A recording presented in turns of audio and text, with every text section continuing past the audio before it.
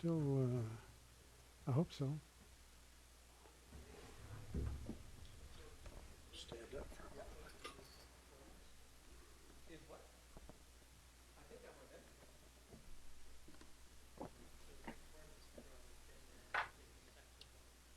Is my GoPro is coming, it's in the camera. Okay, going live in seconds. All right. Okay, here we go, going live.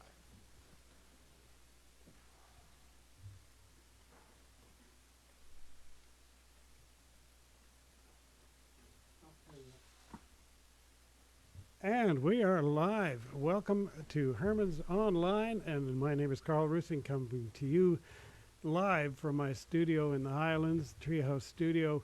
I'm thrilled to be joined by Joey Smith in his Gordon Head studio. Welcome, Joey. Hello. Nice to see you again. Yep. And Kelby McNair coming to you from James Bay United, giving us the wave. Hi, Welcome, everybody. Kelby.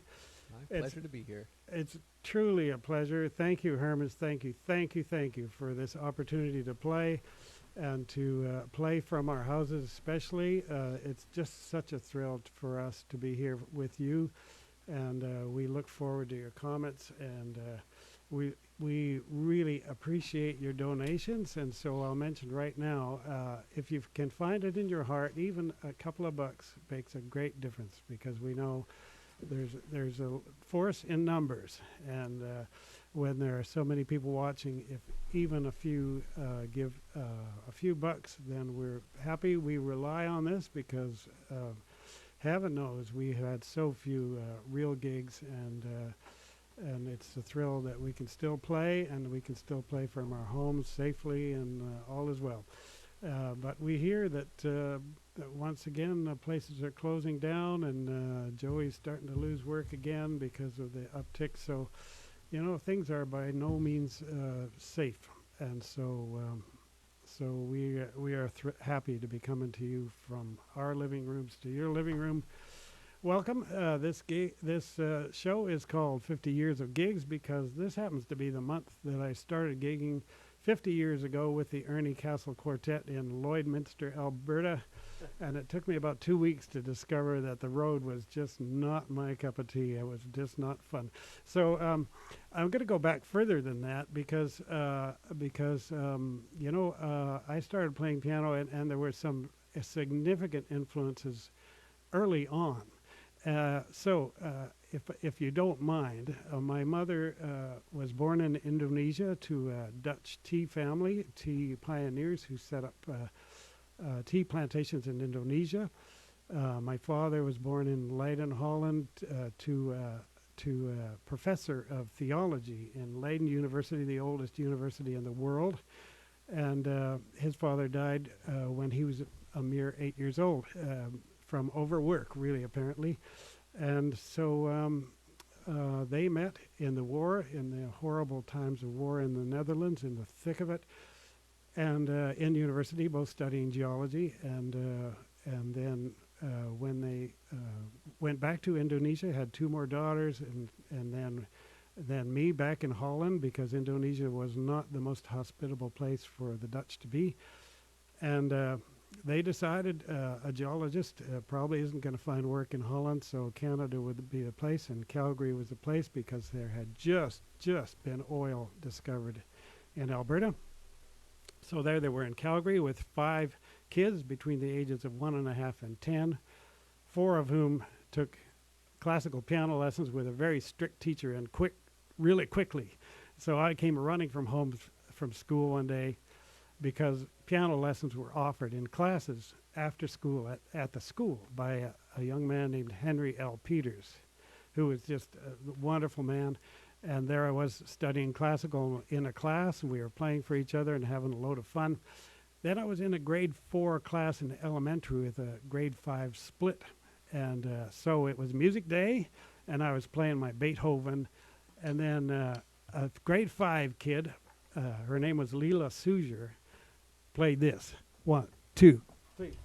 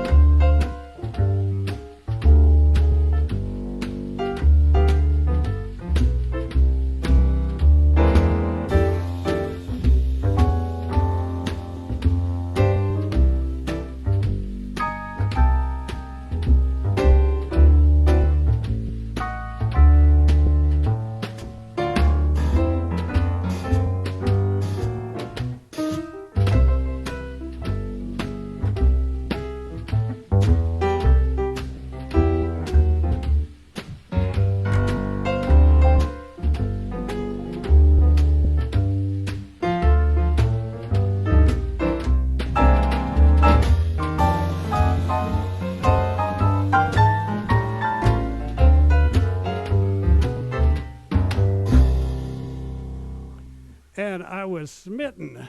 Not with Leela because she was way too old for me. She was in grade 5 and I was in grade 4. So there was no way that was going to work out. But I was smitten with pop music, and I cajoled my parents into buying the 45 single and played it over and over and over and over again until my siblings were sick of it, until I knew every note. And then every pop single after that, from the Tijuana Brass to the Music to Watch Girls By and Love is Blue and all the TV themes and jingles and everything, I listened and listened and listened and learned how to play. And we had games with my friends. You know, I'd play something and they'd try to guess what it was. And so all through junior high school, I was playing pop music. And my mother found me a jazz teacher in high school. His name was Ray Petch, and who turned me on to Dave Brubeck and Oscar Peterson. And for one of my Christmas presents was a cassette of the Oscar Peterson Trio with Joey's hero Ray Brown on the bass, Ed Thigpen on the drums, and the cassette was called We Get Requests. And one of the tunes that I loved on that it wasn't a CD, it was a cassette. One of the tunes I loved was this tune written by Henry Mancini, and I was a big fan of Henry Mancini's already because of the many piano tunes that he wrote that were just great to play, like Pink Panther and Peter Gunn and Moon River and all that. So there were lots of tunes I knew, but I heard this played in a jazz way, and I thought, oh, that's very cool. So here we go. 1, 2, 1, 2, 3.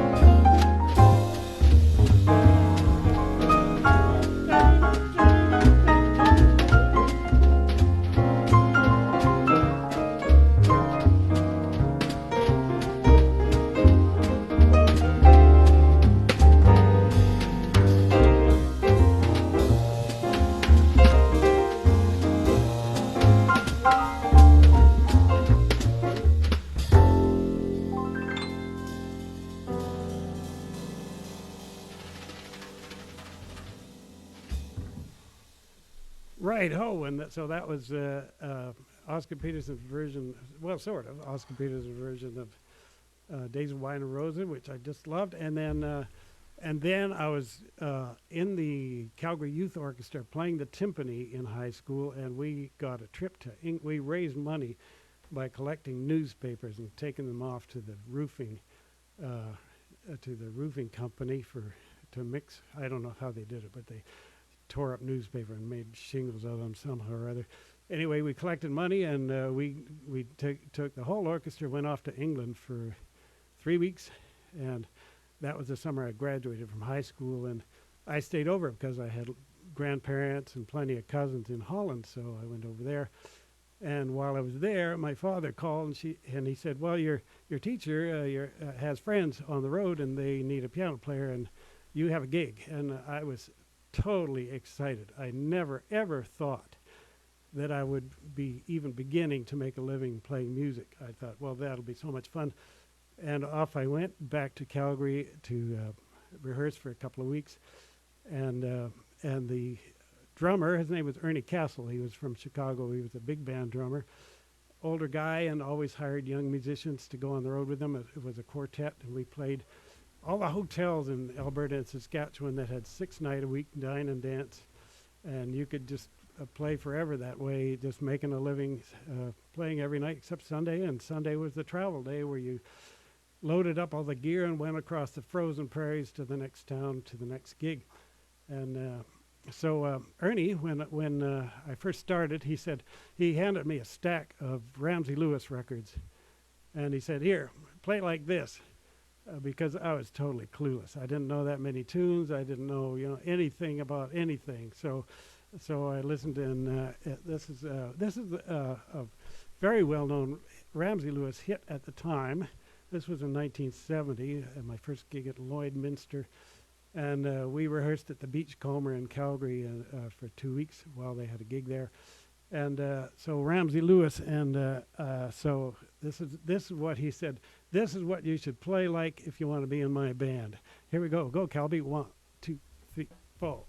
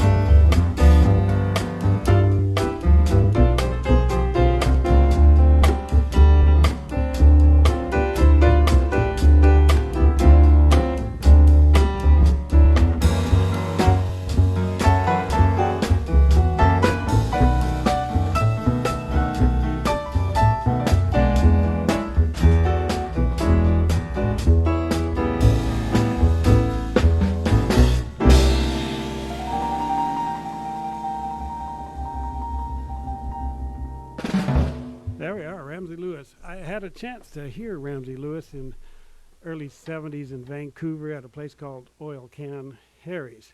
And with his trio and his drummer, Grover Cleveland, I believe, played a 10-minute solo on a frying pan. I was totally impressed. It was just awesome.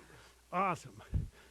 So that was a period when I was studying classical again, and I wasn't really sure what the hell I wanted to do next. And I was living in Victoria and not much of a way to make a living. And when I heard Ramsey, I thought, okay, I'm not going to be a classical player. I'm going to play this stuff some more. And so that was another influence. Was Ramsey. Ramsey got into my life twice. I should mention that I have 4 older siblings, and 3 of them quit the piano, like I said, and took up guitar. And my parents, when they first moved to Calgary with their 5 little kids, have left their families in Holland, completely a whole new life. Got a new house on the edge of Calgary, like a block from city limits, and when they moved there, 5 little kids and no kindergartens, and my mother says, well, we got to fix this, and she started up a kindergarten in the basement, and within a few years she had 10 kindergartens all over the south of Calgary. And then she thought, well, there's nothing much for the kids to do in the summer, so the 2 of them, they bought some property in the foothills and built an entire guest ranch for kids to ride horses in the summer and be out in the woods. And it was just that. So if you're looking at our poster, there's me on a donkey. Well, that's our place in the foothills, the summer camp where we all learned to ride and rode every day all summer. And it was such fun and such a great experience, and a great experience for all the kids that went there, because they rode horses and got to commune with nature, so to speak. And there were science camps and band camps and intercultural camps and all kinds of interesting camps for kids to go to. So that was a truly educational experience for me and my siblings and all the kids from Calgary. And it turned eventually into an outdoor school where kids all year round went to freeze in the winter and learn about science and school things. And okay, let's move along then. So I was talking about every night, all summer, there would be a campfire, and guitars would come out, and we'd be singing folk music. And folk music was a huge influence on my early life, because my older brother and sisters had all the records, the Brothers Four and Peter, Paul and Mary, and Bob Dylan and Simon and Garfunkel, and eventually John Prine, and gosh, they all played guitars and sang, and I played some guitar and sang badly. And so in 1972, in the winter, I spent the winter at that camp with no power, no water, freezing cold, a cook stove, an ancient cook stove to cook meals on, and me and my brother built a log house there. And I went into town occasionally, and I went into town to hear this man. His name is Valdi, and he was doing a solo concert at the Jubilee Auditorium in Calgary, winter of '72. And I was totally knocked out, and so I'm forever. He was a hero at that point. He was all by himself on the stage and just doing it. He was dancing and singing, and it was just awesome. And little did I know that years later, we would be playing together, touring together. I would be producing an album of his. I'm just stunned at the events that happened since then. Valdi is a great influence. Is the man who knows how to cope on the road. He's the man. He's the road warrior. He's got the strategy. He's been on the road so much, and he knows every little town in this country, and he's been across it by car, by plane, by van, and he's an amazing traveler and amazing musician. So this tune was a big hit that year, and I, of course, bought his album and learned it, and it's a beautiful song. I wish I could sing it, but I'm not gonna put that on you. That's just not gonna be fair. So this is called A Good Song. Well. 2, 3, 4.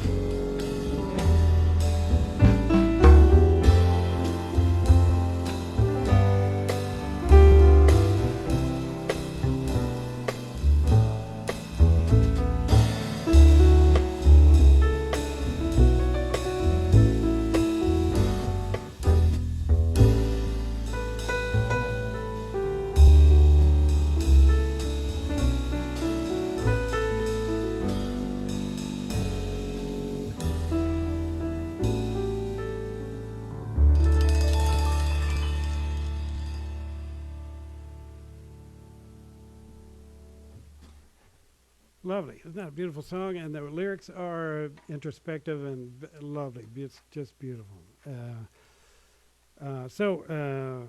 A hero and a good friend, and I'm pleased to know him, and very honored to be able to play with Valdi. What a pleasure.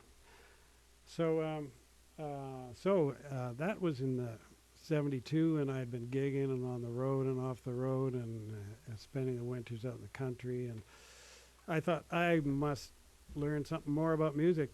I don't know enough, and I don't quite understand all of it. So off I went to Berkeley in Boston to spend all the money I had, which ran out in one semester, but I was able to do a whole year in one semester at Berkeley and spend as much time as I could in the clubs and listen to Mingus and Miles and Chick and Herbie while he was doing his Headhunters album, and he was demoing for the record companies, and gosh, so many great Ayrto and so many great musicians that I was just what an inspiring term that was.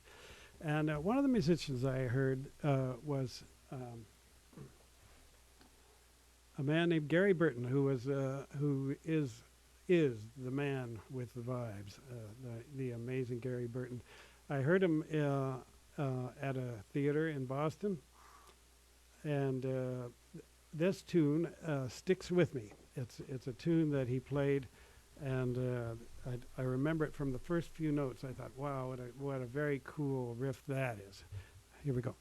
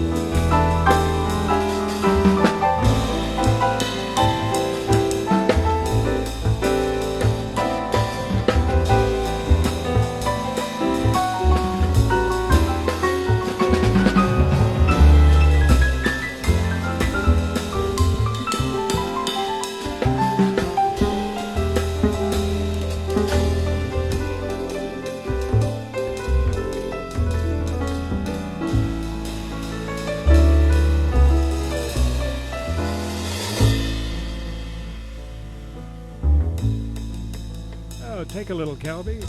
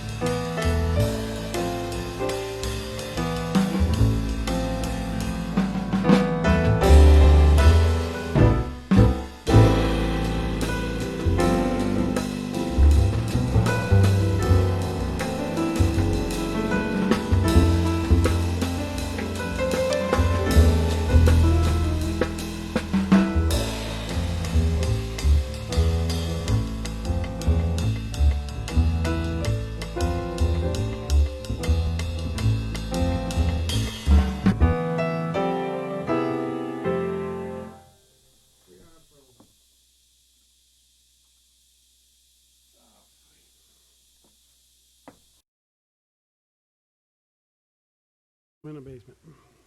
Ah, still, hey? Yeah. Not as nice as Okay, I think we're back. I think we're still on it, and I apologize for the little interruption. And Calby was just asking a question about the nightlife in Boston. And yes, indeed, there were little coffee houses and basement clubs where the world famous would come to play, and you could sit right beside them. And you wouldn't have to spend a fortune on drinks. There wouldn't be a huge cover charge. It was just amazing. So obviously I spent all my money going to the clubs, and because there was Berkeley right there. Of course, there were lots of jazz aficionados and students, and they were busy. They were busy places, always packed. It was just truly amazing. Okay, are we still on here? Everybody there? I'm just going to check and make sure with Bill that we're still going. Oh, okay.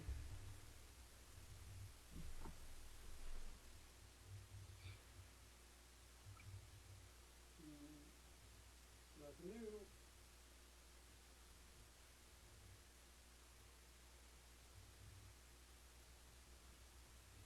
Okay. And thank you for hanging there with us. I'm not just a second. I'm just going to make sure that we're still on Facebook. I'm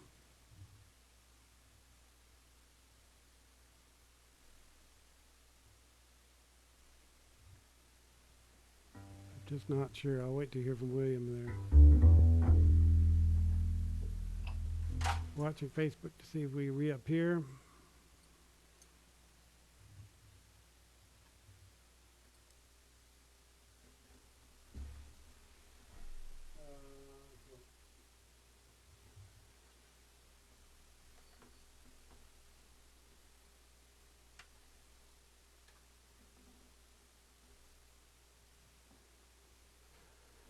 It appears that we're on, but it's hard to say. Okay, we'll just say we're on because I think we are. Okay.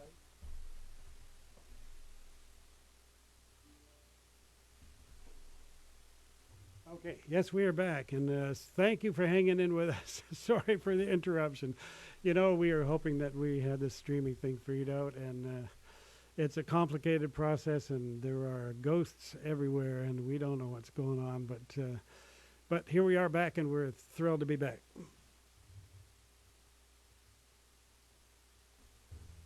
And you'll see me making the odd adjustment here and there, and I apologize for that. But anyway, off we go. Off we go. So this brings us to Berkeley in Boston, which was an amazing school and amazing clubs to go to and people to see.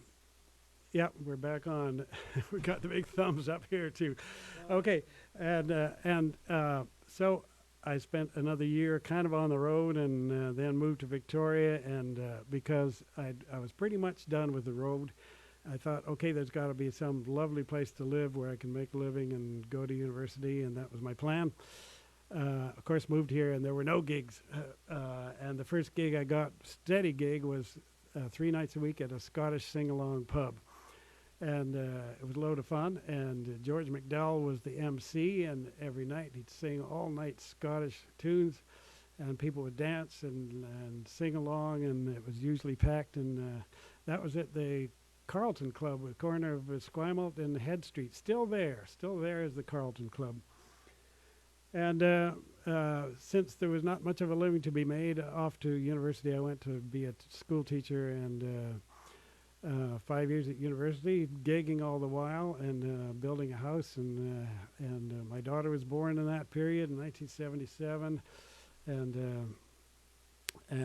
there we are. By the time I got finished in '81, there was a huge musical life in Victoria. There was studio work, there were gigs, there was teaching, there was arrangements to do, there were just lots to do. So I never actually taught full time, did lots of subbing, but never teaching. And so I'd like to play this tune because it's Bryn's favorite, my wife Bryn, and she loves this tune, and I love it too. I first heard it in the 70s. It was written by a man named Ralph Towner and recorded by a group called Oregon and another group, that, both of which Ralph was a member. It's about 2 brothers, one who put on wings because they thought they might be able to fly, so they used wax to put wings on their arms, and by goth, they flew. They flew, and Daedalus, Icarus's brother, said, "Don't go too close to the sun." And Icarus, of course, being the younger brother, and didn't really listen a lot, flew too close to the sun, and the wax melted, and the feathers fell off, and that was the end of Icarus. And this is called Icarus.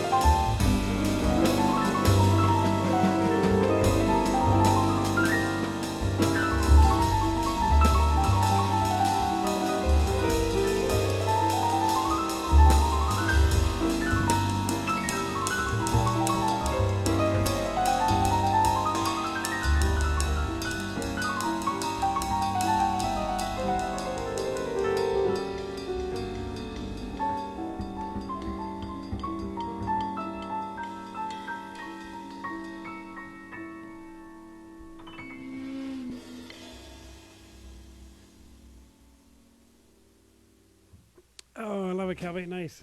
Lovely. Lovely work. Oh, what a pleasure. What a great, great pleasure. You know, we're not getting out to play gigs all that much, except for Joey. He's playing gigs all the time, every day, all day. But, you know, I've been at home and realized really how much of a stress reliever going out to play the piano is. It's how much fun, how much tension it resolves, how truly, I mean, it's my passion. It's the way I live. It's the way I make a living, and it's. I'm sad not to be going out so much, and but thrilled to be here, being able to still play and have you listen to us. And thank you for hanging in there. And don't forget, we rely on your donations. So, at risk once again of being a busker or a public broadcaster, please donate. Please, even a couple of bucks would be more than welcome. Would be lovely. Oh, we have an interloper coming into the gig. There we go. Well, we're at the church, you know. We're at Kelby's at James Bay United Church, and other stuff going on there. Anyway, it's such a pleasure to be here with you, gentlemen, and playing for you folks out there. And thank you for tuning in and hanging in with us. Let's go on to the 80s, where I was a very busy musician, playing every night at Harold Street Cafe, working every day at the Legacy Music studio downtown, and beginning to write. And I wrote some radio jingles and some TV jingles and some TV themes. But this is the first piece I wrote really just for the pleasure of writing music, and it's called Keys. And so I made an entire cassette, and that's what you had to do, work with then, was cassettes of similar tunes. And this was only for my own pleasure and to sell to my relatives and to prop up the bed, all these cassettes. And just by chance, a friend of mine was working with a distributor in Vancouver, and I thought, okay, I'll send this off. Because they said, well, you should really send this to the distributor, and maybe they'll like it. And so I sent it. It was called Midsummer Music, the distributor, and they had cassette stands at bookstores, gift shops, and you could pull out a cassette, listen on the headphones, see if you like it, buy it or not buy it, all over the world, all over Canada to start with, and then they sold licenses for all over the world. And they took this cassette and they listened and they went, okay, that's not bad. Maybe you can improve some of it. And I said, no, I wouldn't be able to match the sound, even though I really would be able to. But I said, no, I'm not. I like it as it is. It's going to stay that way. And they said, okay, fair enough. And within a few years, they said, oh, would you like to do some more projects for us? And by this time, we had real CDs. We had CDs, and I made several. Piano by the Sea, Orca Suite, Wings of Summer, at least 5 CDs for them. And they were sold all over the world. And, you know, this was from 88 to, say, 95. And I still get emails from all over the world. This summer I got an email from Ottawa saying, could you please send me the music for that? I'd love to play it on the piano. And I got an email from England from a guy who said, well, you know, I've suffered through depression and I've lost my job and I've lost relatives. And this record, this CD has helped me get through these hard times. And I've had emails from South America and Italy and everywhere. And, you know, when I get an email like that, I think, okay, this is why I do this. I'm hoping that people will listen to this music and get something nice out of it. And you know, some people have gotten something meaningful out of it, and it really has helped them through life. And I'm thrilled. I'm absolutely thrilled to get emails like that. And so whenever they say, "Oh, I loved your album," and you know, my boyfriend, when we split up, he took it with him, and so I'm more than happy to send another copy to those folks. And so this is the first tune I wrote in that vein. It's kind of new age, I'd have to say. Yeah, let's call it new age, which is sometimes not a kind word in the music business. Jazz players will go, new age, well, that's really soppy, you know, stuff. But you know, when you get right down to it, part of what I play is soppy stuff, and I always have loved it. From high school, actually, I got a cassette with the sounds of the sea and poetry and singers on it, and I loved it. And ever since then, I've been doing music like that. And so there you are. It became a big success, and I'm truly grateful that it did, and I'm truly grateful for the people who respond to this. And so here we are with Keys.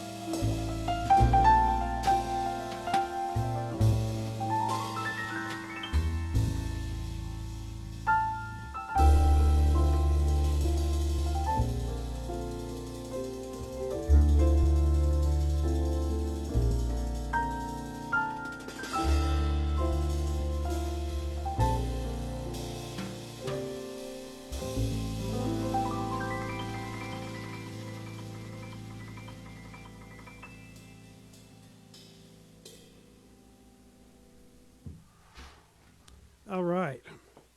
That was called Keys, and that was the first of many kind of new agey sketched compositions that I started making recordings of. You will find Piano by the Sea, Orca Suite, all of that stuff available wherever fine downloads are made. And you know, if you want a copy, I don't have any copies left, but I'm thrilled to send you links and all that stuff. And I'll remind you, please find it in your heart, because we rely on these. This is kind of takes the place of all the gigs that we do.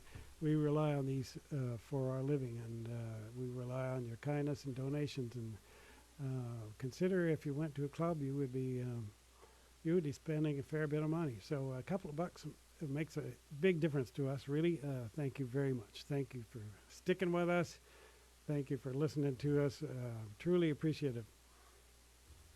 And so, I'm of the view, and I've found that my life works this way, is that there are 7-year cycles, 7-year periods where a year of great importance happens every 7 years, and it's divided into 3 and 3 and 1. So I lived in places 3 years in a row, and then another place 3 years in a row, and then have a year of kind of moving around or not very settled. And that kind of happened ever since I left Calgary in 1970, and all the way up until I found this place in the Highlands in 1989 and moved here with my wife Bryn. We got married shortly thereafter, 93, 94. It must have been 94, sorry. And once you move here in the Highlands, you get involved in the community. That's the way it works. There are newsletters and there are organizations, and everybody gets involved to protect this place. And so shortly after we moved here, I got involved in the community association, and then we incorporated so that we had to have control over what happens to the land here in 93. And I became a municipal councillor with the sole object of protecting the Highlands, keeping it from being sucked up by Langford and View Royal and Saanich. And had we not, there's a very good chance this would have been all developed into small lots, and hundreds of more houses would be in the Highlands. And so here we are in a protected space that people love in the region. There are many, many parks here, a lot of hiking, provincial parks, municipal parks, and regional parks. We're kind of surrounded that way. And, there are bikers going by the place all the time on, going on a grueling bike trip through the Highlands. So this is the place. I have settled for 31 years, and Bryn and I have been here, and happily so. What a lovely place to live, and we're just thrilled to be here. And so after we got married, we went on a honeymoon down to the States. And this is one of the tunes I wrote on our honeymoon. This is called Going to America. 1, 2, 1, 2, 3, 4.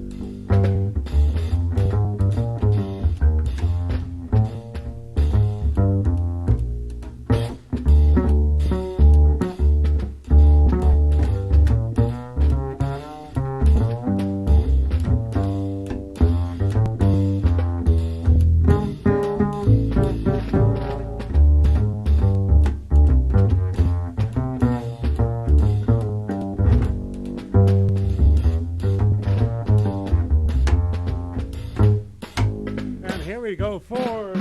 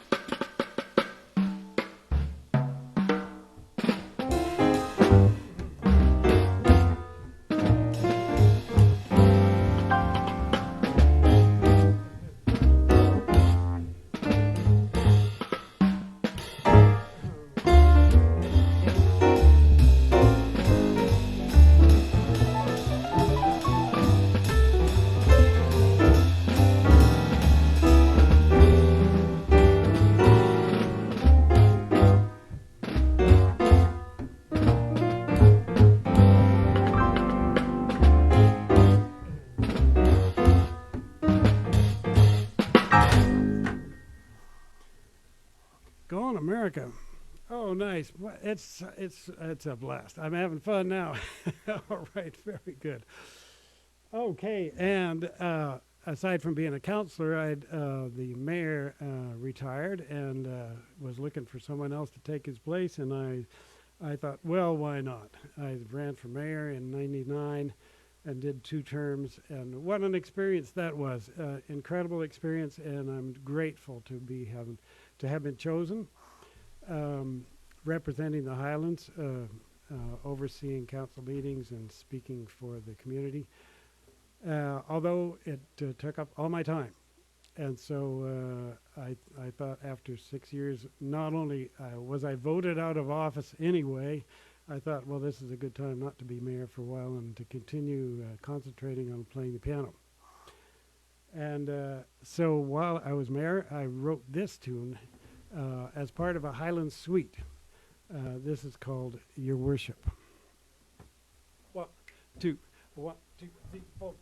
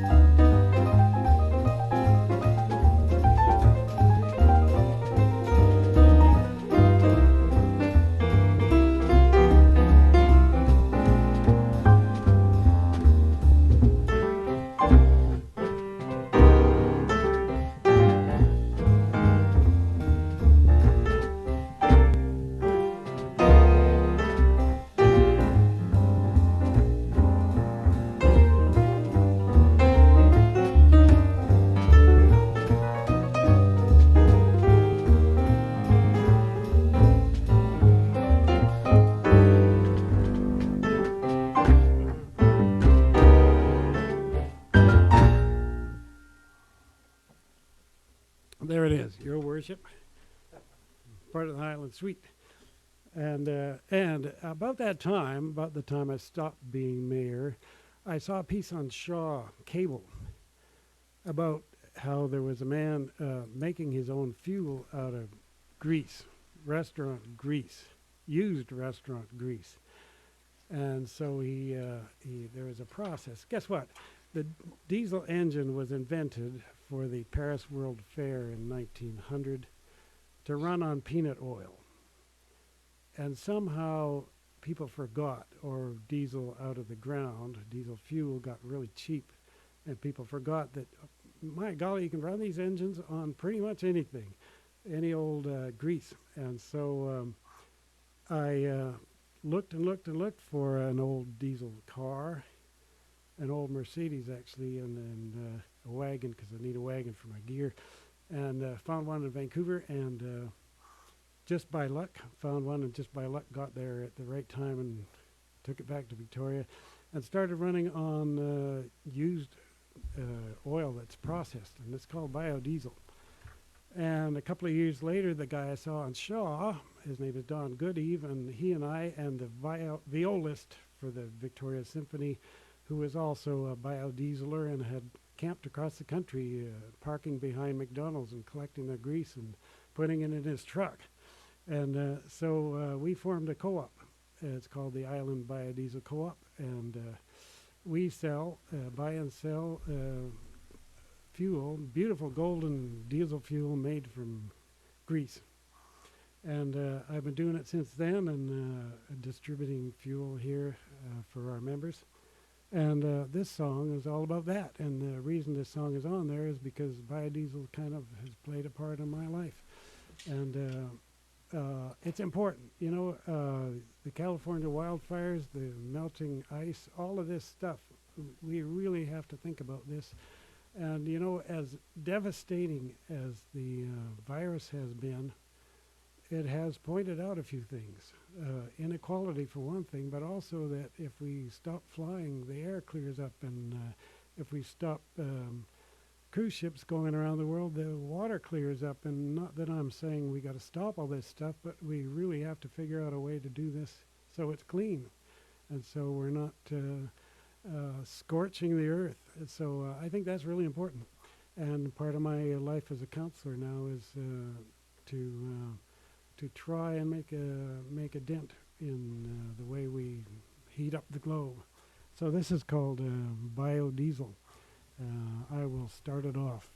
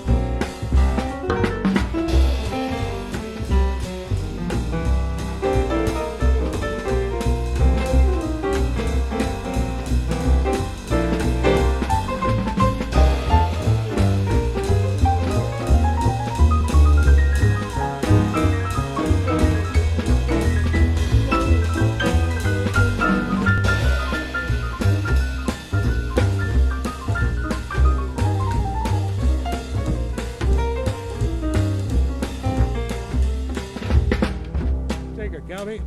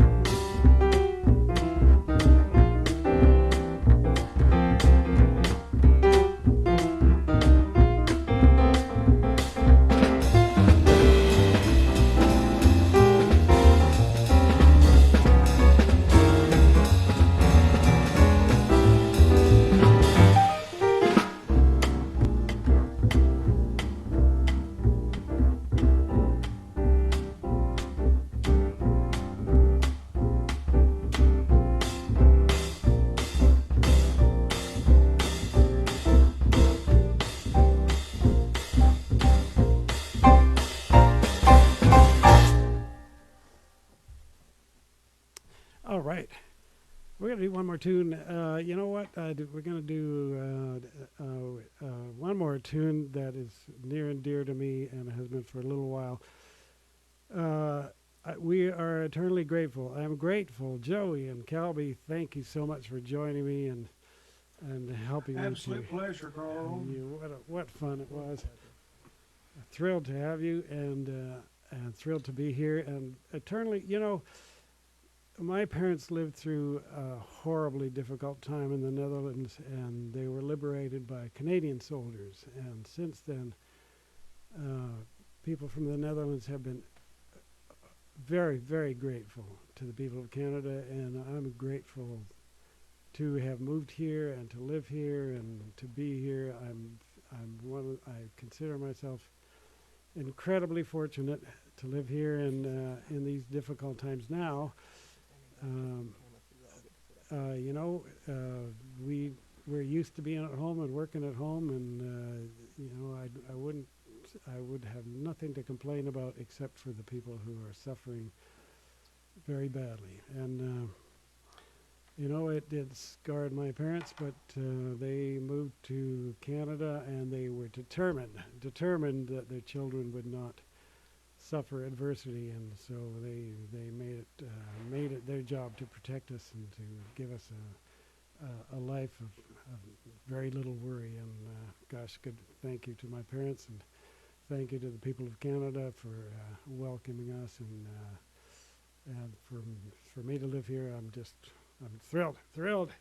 And so you know, we had planned to do a tune for my Birdsong album, but you know, this song really does move me. It's written by Charlie Chaplin, and it was written by Charlie as the closing of one of his movies, City Life. And it was just a short piece, and didn't cause a lot of stir until decades later when a couple of songwriters heard it and thought, wow, that tune deserves lyrics.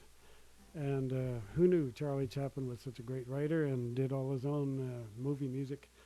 And so this is called Smile, and with this we bid you good night and thank you very kindly for your patience and for listening to us, and for making us, literally inviting us into your homes. Here we are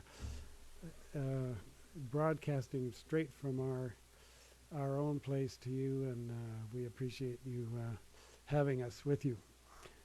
Here we go.